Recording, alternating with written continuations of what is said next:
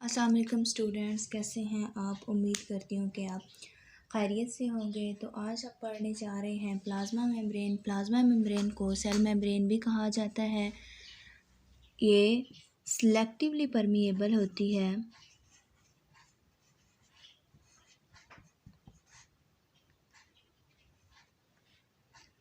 Selectively permeable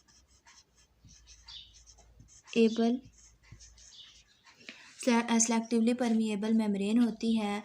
आगे ये आपको पता होना चाहिए कि ये सिंगल लेयर नहीं है, ये डबल लेयर है। ठीक है, ये सेल के बाहर मौजूद होती है।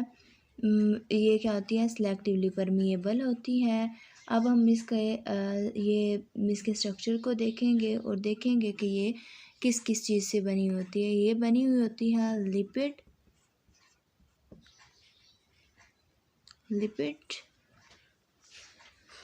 Lipid by layer.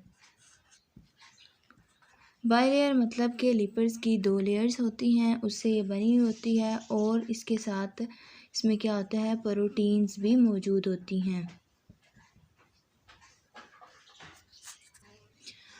अब हमें पहले इसका देखना चाहिए किस तरह लिपिड्स बनते हैं। लिपिड्स के बारे में आप अभी नहीं जानते होंगे। अगर जानते हैं तो यहाँ पर देखें लिपिड्स किस तरह बनते हैं। अल्कोहल होते हैं। कौन सा ये अल्कोहल होता है, ग्लिसरॉल। ये 3 कार्बन वाला होता है।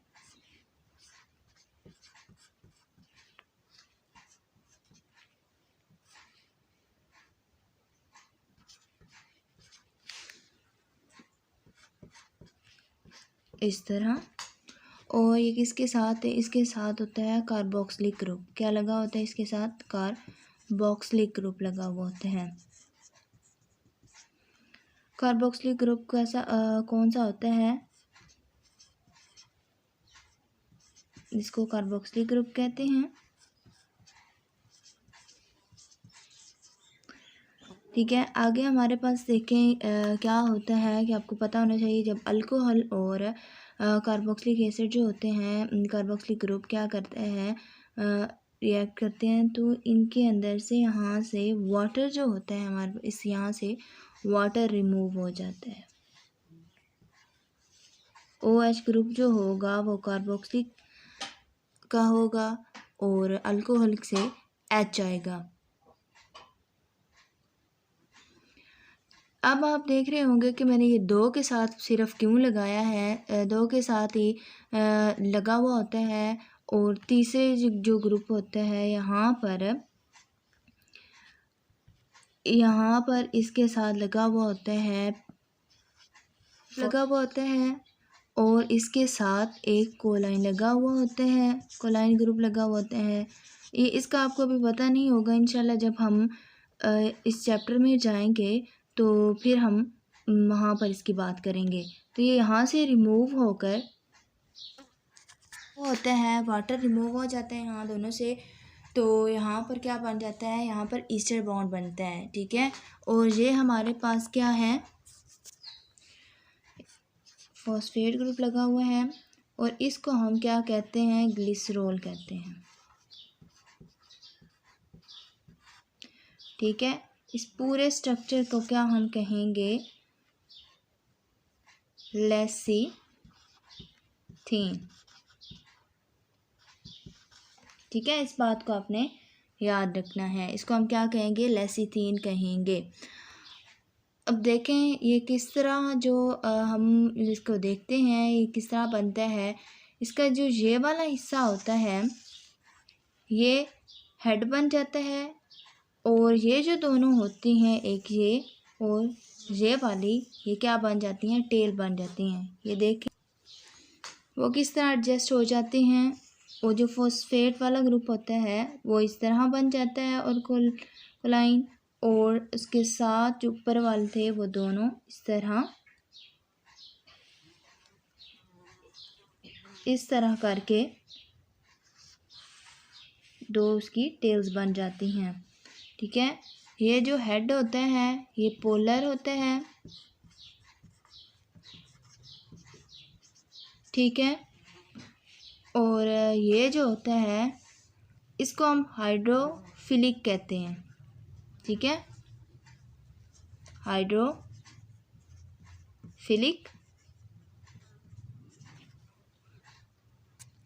इसको हाइड्रोफिलिक कहेंगे। और ये क्या होता है, हाइड्रोफोबिक। ठीक है, हाइड्रोफिलिक क्या होता है, हाइड्रोफिलिक होते हैं जो वाटर लविंग होते हैं, और हाइड्रोफोबिक वो होते हैं जो वाटर लविंग नहीं होते हैं। ठीक है, इस बात को आपने याद रखना है। अब हम इसके देखते हैं कि प्लाज्मा मेम्ब्रेन इस तरह इसके साथ किस तरह बनी हुई होती है। अब ज़रा देखें किस तरह बनी हुई होती है। इस तरह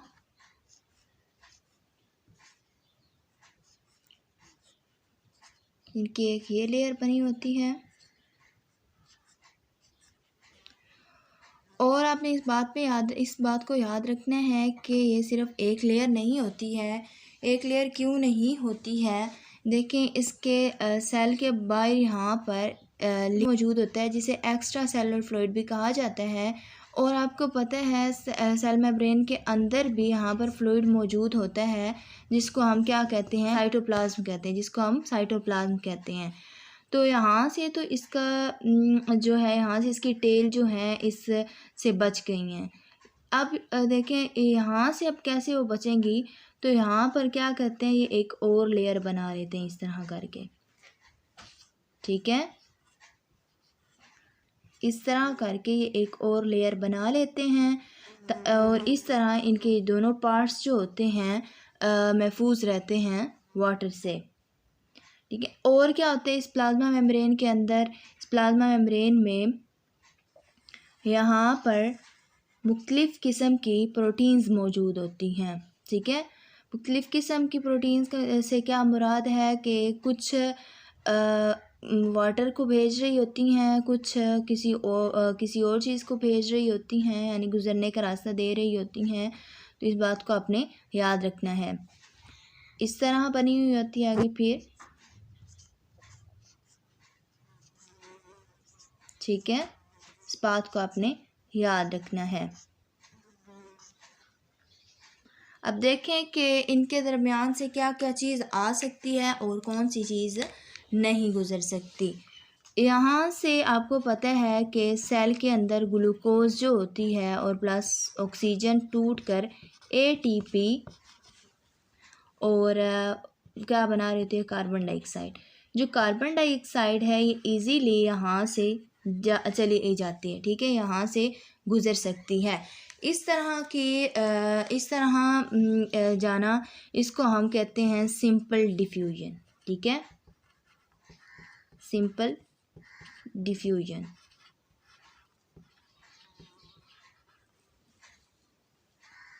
इसको सिंपल डिफ्यूजन कहते हैं। इसी तरह अगर फॉर एग्ज़ाम्पल इधर बाहर कोई वेसल जा रही है, तो ब्लड वेसल जा रही है, तो वो क्या करेगी, यहाँ पर ऑक्सीजन मौजूद होगी, ऑक्सीजन भी क्या करेगी, यहाँ से इसके अंदर से इजीली यहाँ से दरमियान से अंदर आ सकती है।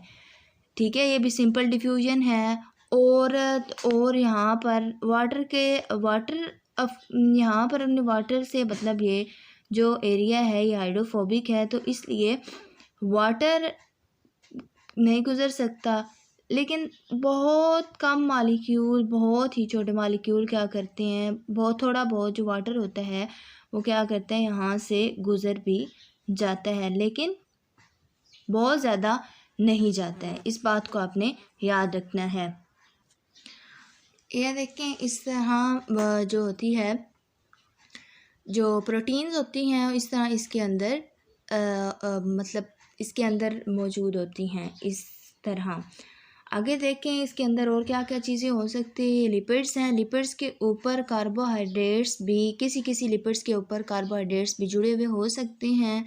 ठीक है, तो इस तरह कार्बोहाइड्रेट्स के जुड़ने को हम क्या कहेंगे, ये बन जाएगा ग्लाइकोलिपिड्स। ठीक है, इसी तरह कुछ प्रोटीन्स के ऊपर भी कुछ प्रोटीन्स के ऊपर भी क्या होता है कि इस तरह कार्बोहाइड्रेट जुड़े होते हैं जिन्हें हम ग्लाइकोप्रोटीन्स कहते हैं। ठीक है, इनका काम क्या होता है? इनका काम आपको पता है कि हर सेल के ऊपर रिसेप्टर्स मौजूद होते हैं, हर सेल के अपने रिसेप्टर्स मौजूद होते हैं। तो वो रिसेप्टर्स किस चीज़ के लिए होते हैं? सेल के रिकॉग्नाइज करने के लिए होते हैं। तो ये क्या करते हैं? एक नेम प्लेट का काम करते हैं कि ये सेल कौन सा है, क्या है। ठीक है, बहुत मेन काम करते हैं। उसके बाद यहाँ पर कुछ क्वांटिटी में यहाँ पर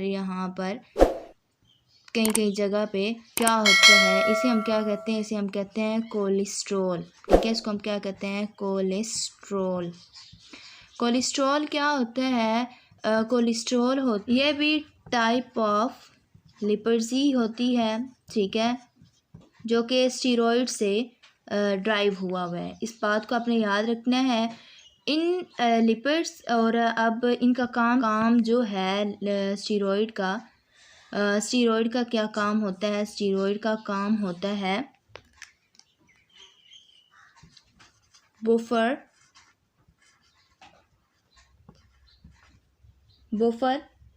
फॉर फ्लूइडिटी।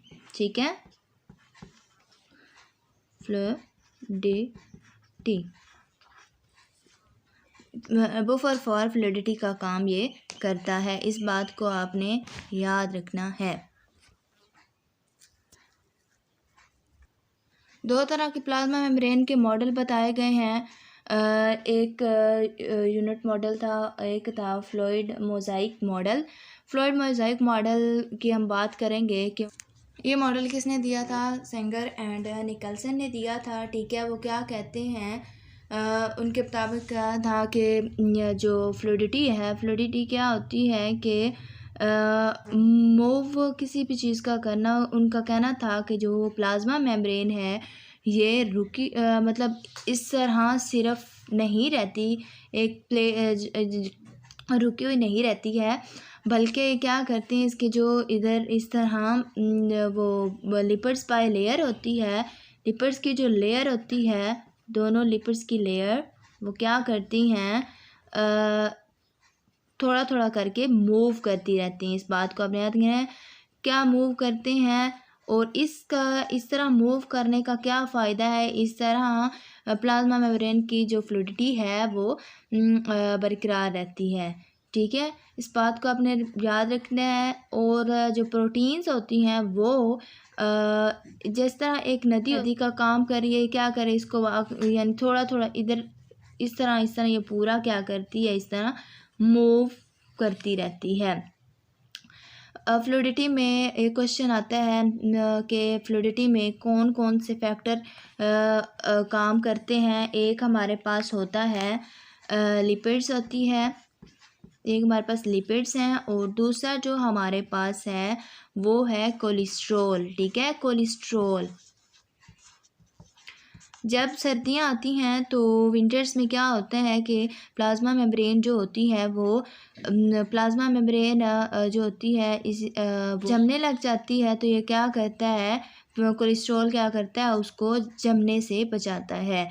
ठीक है, और इसी तरह अगर समर आता है तो उसमें ये ज़्यादा ऑयली होने से प्लाज्मा मेम्ब्रेन को बचाती है। तो बुफर मतलब होता है ऐसा सॉल्यूशन जो क्या करता है? अपनी किसकी पीएच को क्या करता है? चेंज नहीं होने देता। किसी की पीएच को क्या करता है? चेंज नहीं होने देता। और इसमें एक छोटा सा पॉइंट और भी याद रखें, लिपिड्स जो होते हैं इनके अगर दोनों ये जो टेल्स हैं सैचुरेटेड हाइड्रोकार्बन हैं तो ज़्यादा फ्लूइडिटी नहीं पैदा कर सकेगा। और अगर इसके इस तरह देखें, यहाँ से अगर टेल्स देखें इस तरह हैं तो ये क्या होगा? अनसैचुरेटेड होगा। और दूसरा ये वाले जो अनसैचुरेटेड होते हैं ये मोर फ्लूइडिटी होते हैं। ठीक है, ज़्यादा फ्लूइडिटी पैदा करने वाले होते हैं। इस बात को आपने याद रखना है। जो हमारे प्लाज्मा मेम्ब्रेन है उसके अंदर कौन से लिपिड्स मौजूद, कौन सा है अनसैचुरेटेड। क्योंकि देखें उन्हें क्या करना है, मूव करना है, तो ये क्या करेगा, ज़्यादा से ज़्यादा प्लेस इसके मुकाबले में क्या करेगा, ज़्यादा प्लेस लेगा। ठीक है, तो इस बात को आपने याद रखना है। और एक बात है कि ट्रांसपोर्ट अक्रॉस मेम्ब्रेन, उसको थोड़ा सा पढ़। ये बातें क्यों बता रही हूँ, क्योंकि ये जब आप पीछे अभी आपने किया है कि प्लाज्मा मेम्ब्रेन में बहुत सी चीज़ें क्या करती हैं, ट्रांसपोर्ट होती हैं। तो किस किस तरह से ट्रांसपोर्ट हो सकती हैं? दो तरह से ट्रांसपोर्ट होती हैं। एक हमारे पास होता है एक्टिव ट्रांसपोर्ट और दूसरा हमारे पास होता है पैसिव ट्रांसपोर्ट।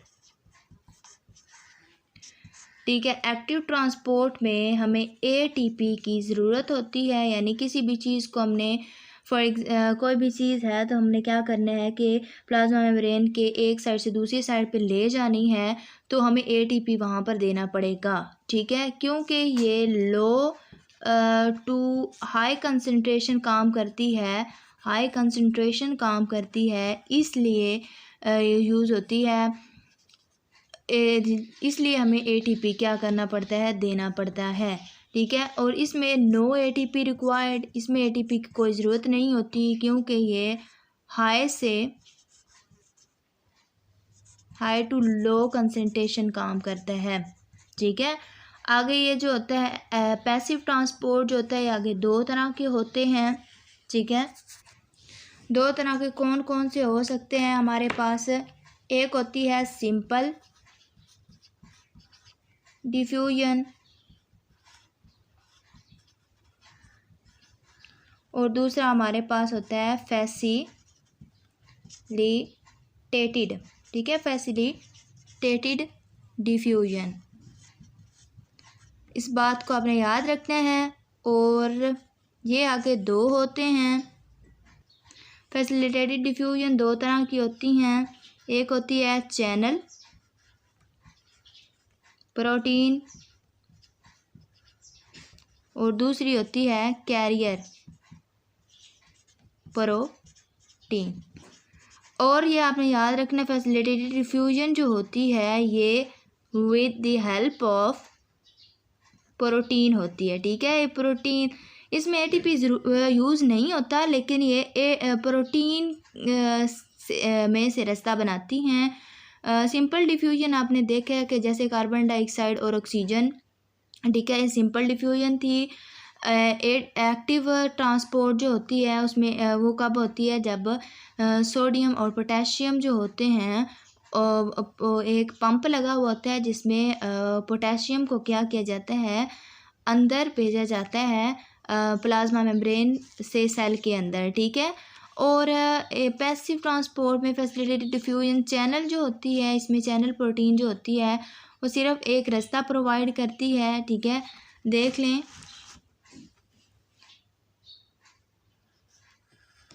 इस तरह होती है कि कोई भी चीज़ आती है और यहाँ से आराम से चली जाती है एक। लेकिन जो कैरियर प्रोटीन होती है इसकी शक्ल कुछ इस तरह की होती है। ये कोई भी चीज़ उठाती है और उठाने के बाद इसी तरह ये फ्लिप कर जाती है और अपनी शक्ल, और वो जो चीज़ कैरी करती है उसको क्या करती है, फ्लिप करने के बाद वहाँ दूसरी साइड पे रख देती है। ठीक है, तो ये था हमारा आज का लेक्चर। उम्मीद करती हूँ कि आपको इसकी समझ आई होगी। अल्लाह हाफिज़।